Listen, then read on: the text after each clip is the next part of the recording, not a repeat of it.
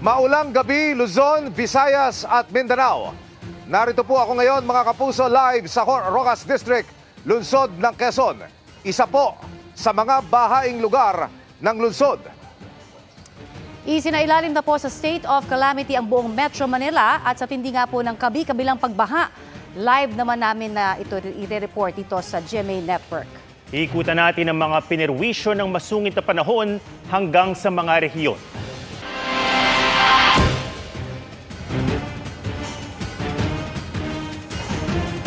Buong pwersa pong nakatutok ang GMA Integrated News at GMA Regional TV sa iba't ibang bahagi ng Metro Manila, maging sa mga probinsya sa Luzon para ihatid namin sa inyo ang pinakabagong balita kaugnay sa malawakang pagbahang dulot ng super bagyong Karina at Habagat. At dito nga po mga kapuso, sa pwesto ko sa Roxas District, ramdam na ramdam ang epekto ng Habagat na pinalakas ng super bagyong Karina. Isa-isa nang inilikas ang mga residenteng stranded sa bahagi o dito po sa lugar na ito. Malapit lang po ito sa Araneta Avenue na binaharin.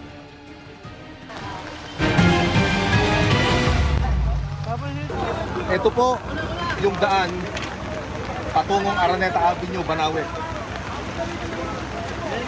Sa mga oras po na ito, ganap na alauna ng hapon. Ang sitwasyon ngayon, definitely, hindi na ho mararaanan pa ng anumang klase ng vehikulo. Dahil sa walang tigil na pag-uulan, nakababahala na ang pagtaas ng ilog sa bahaging ito ng Barangay Roxas District sa Quezon City. Ipapakita ko lamang po sa inyo mga kapuso na halos pumantay na po yung umaagos na ilog. Dito ho sa tulay kung saan ako nakatindig ngayon. Yung ating mga kababayan, nasa aking paanan, nagbabaka sakali ho silang makakuha ng mga plastic gaya no? At baka pagkakitaan pa ho. Ngayon, malala ngayon sa mga nakarang araw. Mas triply yung taas ng tubig ngayon. Kasi yung nakaraan kahapon, siguro mga hanggang bewang na lang ba? Hanggang bewang? Ngayon ho? Ngayon, mas tao na. Ito po naman ang sitwasyon ngayon sa kanto ng Haliraya at Kampupot. Mula ho roon sa tulay kung saan ako nakatindig, lumipat lang ako ng ilang hakbang. Yung ilan sa ating mga kababayan, nananatili po doon sa loob ng kanilang mga bahay. Ang binabanggit ho ng ilan sa ating mga nakausap, hindi pa naman sila nagpapa-rescue pero tignan nyo naman ho.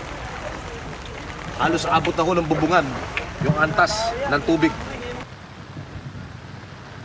Isang pamilya ang inabutan naming sinasaklolohan mula sa ikalawang palapag ng bahay.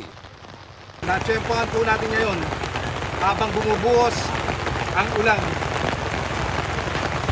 Lahat po ng miyembro ng pamilyang nakatira sa bahay na yan ay mano-manong inire-rescue. Buti ho, merong volunteer group dito sa paanan ng bahay. Kanina ho, senior citizen nyo inilabas, ang mga kasunod po mga bata na. Ang kanilang pangamba, baka ho, tumaas ng sobra. Yun yung tubig na ito.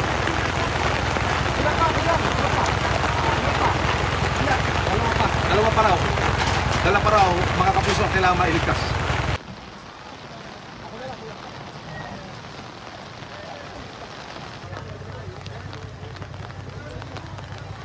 Sir, bakit po kayo nagpasya na magpa-rescue na ho? Tumatangsa po kasi yung mga delegado kasi mga bata. Ako. Kamusta ko? Saan nyo sila isinilong ngayon?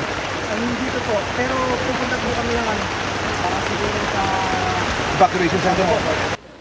Sa gitna ng patuloy na pagtaas ng tubig. Ito po yung isa sa sitwasyong ating binatnan. Dito po sa Barangay Roxas District, Quezon City. Yung mga rescue volunteer group naglatag ho ng tali papunta roon sa lugar na yon para ho sa pagtatangkang maakit nila yung bahay. Dahil ayon po sa impormasyon, hindi bababa sa 5 tao ang naroon ngayon at nagpaparescue matapos yung maipit. Sa tulong ng mga volunteer, isa-isang nailabas ang pamilyang natrap sa kanilang bahay. Samantala, nagsilbi namang evacuation center ang Holy Family Parish ng mahigit 800 individual mula sa 3 barangay sa lugar, kabilang ang Roxas District. Grabe po sir, grabe po. Parang seconds lang, para bang umihi ka lang, tapos pagbalik mo, ayun na, umano na, kaya sila, nasa shock sila.